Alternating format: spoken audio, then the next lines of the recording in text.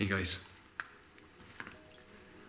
I often get messages as I speak about God with such respect, and I speak about God not as something I believe, but as someone or something I know, a force I am acquainted with, shall we say, a force I rely upon for everything. For the well-being of all these children, for the well-being of myself. I rely on faith and prayer.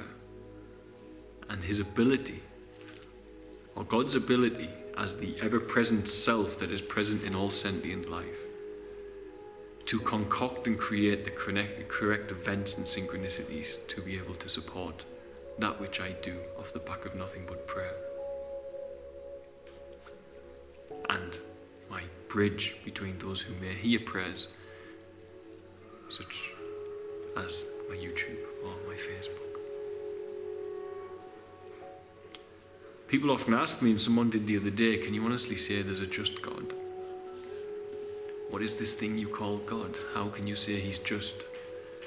And they said it in reference to a bus full of children who had been killed in Syria, which is a terrible event.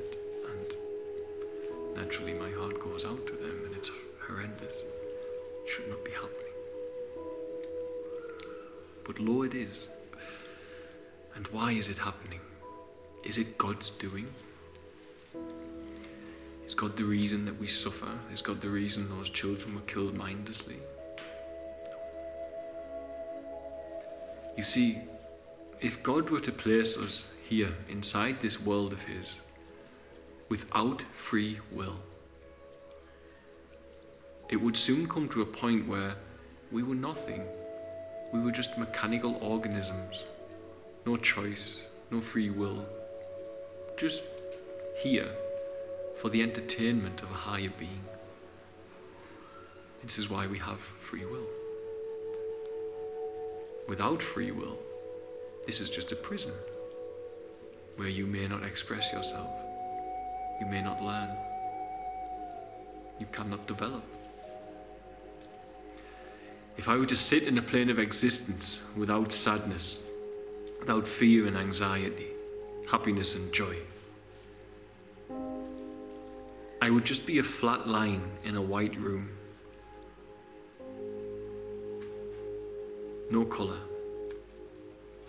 no taste, no joy, no sadness. Just constant, no gratitude, no idea, just a flat line. And that flat line is described in the Upanishads as self. To many of us, it's the ever-present consciousness or the present moment, the place above your ego. As I said recently, beyond the place of you're right and I'm wrong, or you're wrong and I'm right, there is a field and I'll meet you there. Above the ups and downs of the reality we dwell in, there is that flat line called self. And self could taste bitter or sweet and not judge which is which. It will just experience it as an experience, a non-reactive experience.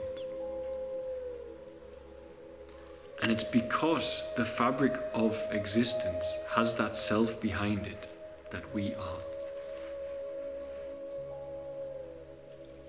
Because what use is that flat line of existence? How can it develop and grow if it never goes down and never goes up, if it never gets sad and never gets happy? And this is the field behind all of us that we can all ascertain through meditation and touch. But we must return from there. We can't sit there forever. The Buddha can, but I don't believe Buddhas can. I don't believe they should, is what I should say. I believe bodhisattvas is the correct path. For how can you sit feeling the separation and the stillness of the self when you manifest purposely separated from it to experience this experience? And when you have the ability to touch the ever-present field of self, and others do not, because they are children and they are hungry and they are sick and they are seeking food or doing hard, strenuous labor day in, day out to find that food. They don't get much opportunity to touch the self. And that's why I feel the bodhisattva route is correct. You should allow for others. You should come back if you touch it to allow others to touch it too, so they can get back to their experience without the fear and the pain.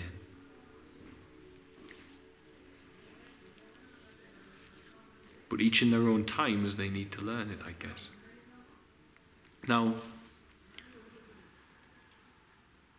that self is a material to I, and a creation by the Creator that we call God, or people call consciousness. And it does not dwell inside the self. The field of self is not where God is. Part of God is there. But just as a baker does not dwell inside his cake, so God does not dwell inside the field of self. The field of self is separate but connected to the Creator of all. Now, as you look down on your children in this field of self, what does a loving father do? Now, I can sit and watch here. I have a puppy, a small puppy called Aquila, living at my house. He's a very wonderful little being, filled with love and curiosity and innocence. But if I sit and watch him, this time of year, many insects will come to the house at night time because of the lights. And if you leave him outside, he will torment and torture and disembowel these little beings that fly towards our house. Sometimes very beautiful insects like dragonflies I find dead on the floor with wings missing, because I wasn't there to intervene to stop it. But the times where I see him doing it, for all I do step in and stop him from doing it, I don't run in with a harsh hand and slap him and say, stop doing that. Because as I watch him doing it, there's no malice in what he does. He is doing it from a place of ignorant curiosity and playfulness and innocence. Now, I'm not saying that those who commit murder and terror attacks are innocent. To you and I, they are not. Same as if I found a human being pulling the wings off an insect, I would presume they have enough consciousness, if they are old enough, enough awareness to know what they're doing is wrong. But not always, because if you are not educated what is right and wrong, or if you're educated that something that's wrong is right, then of course you're not going to know this. But I don't judge my puppy when he does these things to be evil. I am patient with him and I stop him, don't do that.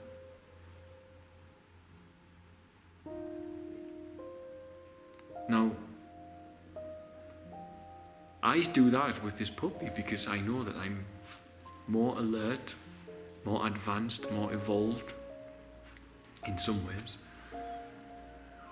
with my moral guidance system at least, than what he is. I can see that this playfulness is causing suffering. Some human small children might do the same thing and not understand the suffering they're causing.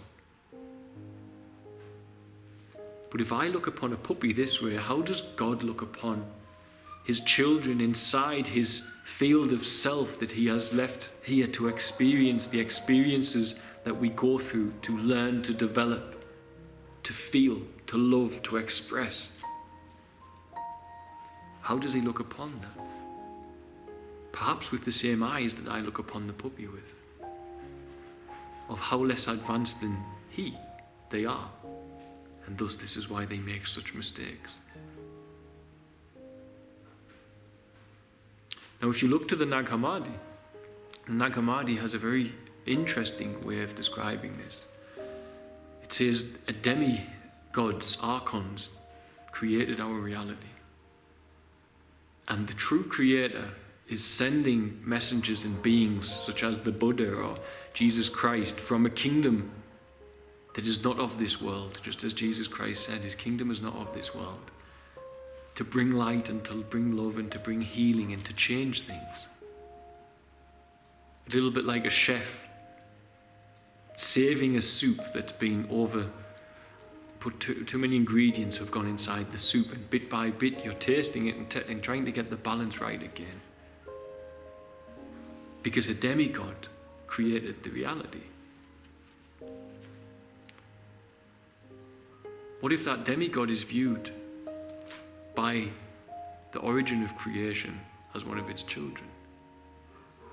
And he says, okay, it's made a mistake, it's created this reality filled with all of this suffering, but at least people are in there learning and can find their way back to me once they wriggle free of their physical nature. Perhaps I'll just try to heal it. And whereas for us it feels like it's taking millennia to heal, in the eternal everything, perhaps it's not taking so long at all.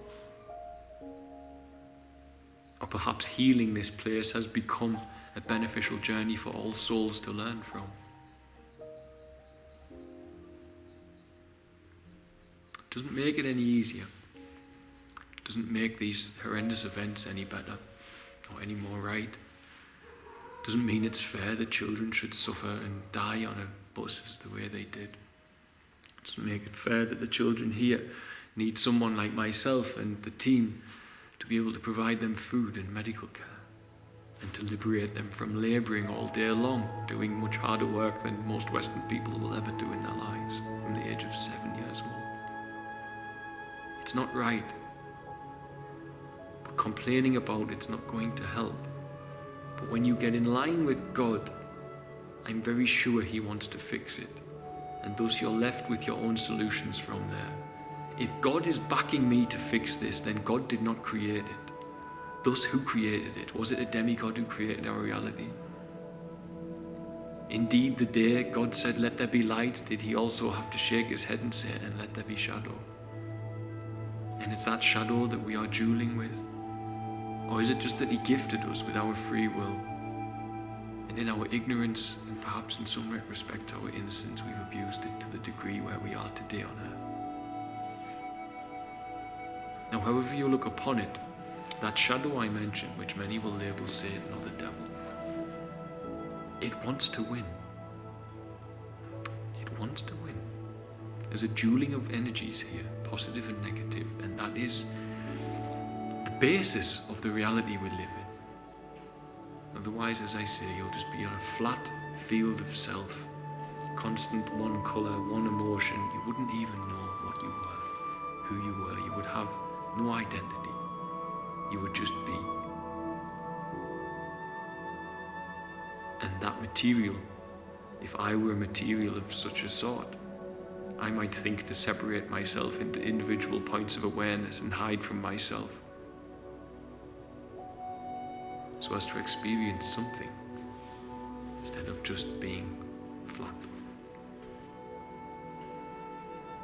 But as it happens, whatever happened in that separation, or if this reality is created by a demigod, or if we are just dueling with a shadow, learning from that duel at the same time, I can tell you that there are those on this planet in a human vehicle who are governed by a very different light to I, and thus to those listening to me. Many are governed by a lack of light, by shadow. And the least functional a human being is one who is angry, distraught, and separated. And if you're unsure about this, just look in your history books. Every person who stood with a global message of love, from John Lennon to Princess Diana to Gandhi, arguably others as well, many others, they've all came to the same fate of assassination. And I can only presume that's because the biggest threat to that shadow, which is making us feel this anxiety about the world and this lack of hope and faith about God and why these things happen, fears that love and thrives on the fear and the anger and the darkness. And those persons who control the very light that can beam into your house and feed you the darkness that goes on the planet. They also have the power to create the events that they want to feed in. If you keep one country in war all of the time, as it's been for many decades, you can always feed terrible stories into the living rooms of people and make them more and more faithless and hopeless and angry at the world, when in truth, if they just switch off that false light, switch off that media, yes, these heinous events still happen, but outside your door there's a vast field of goodness and kindness, people caring for the elderly, people caring for the sick, people helping one another, friends helping each other, family helping each other, people working double shifts to help pay for their baby sister and the children, people working overtime so their children can get that little bit extra something this year. There are millions upon billions of selfless acts everywhere, but they won't be beamed to you through that media source.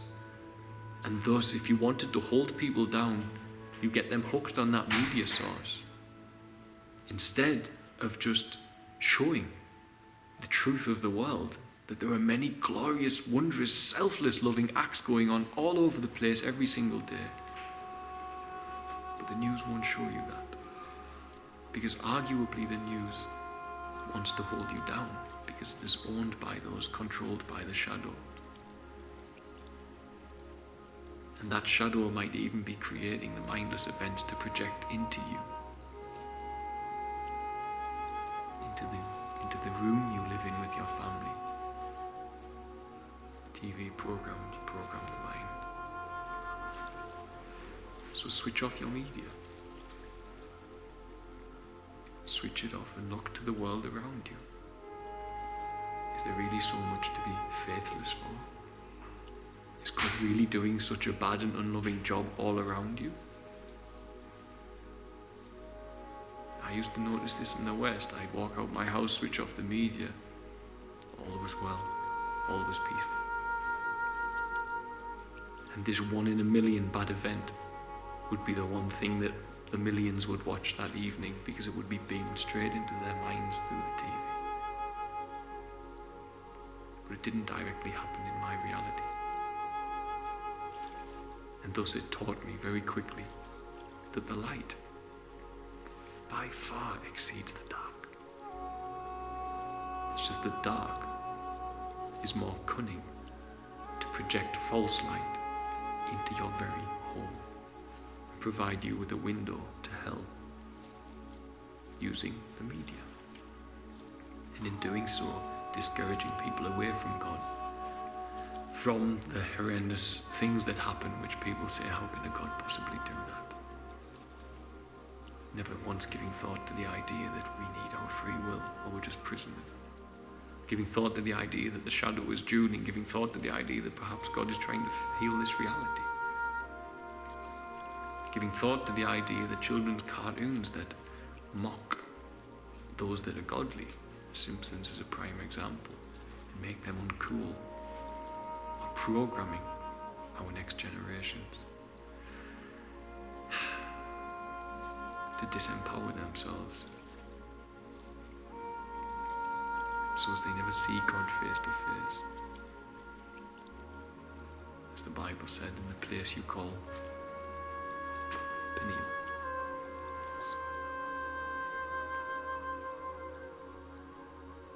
So God is there. God answers prayers. Things happen that are unjust. But it's not all at the behest and want of God. But just as I watch this puppy utterly destroy these innocent insects, and just as those insects could not possibly look at that puppy and say, he's doing that from a place of innocence, so we could not look at those humans creating these horrendous events and say they're doing it from a place of ignorance and innocence. But I can see it in the puppy, and perhaps God, which is infinitely more than I, can see it in the other humans. That for all they create the pain and the harm, they just need to learn. And running over and slapping the puppy is not the solution. Running over and slapping the human being is not the solution. It's up to us together to heal these problems. And yes, we should see a stop to terror attacks and all of this heinous stuff. But the only way to stop it is with the only medicine that can stop it, which is light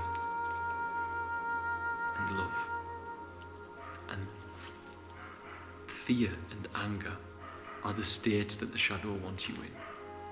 Otherwise, why do they assassinate all those who stand a chance at bringing a global message of love into the consciousness of humanity? God bless you. Bye. I heard of a man and a seed that's been sown. Whispers and rumors of a village that's grown with love as its welcome when death's at its door. Sees the richness of sharing with the sick, with the poor. Oh, oh. Where is our share?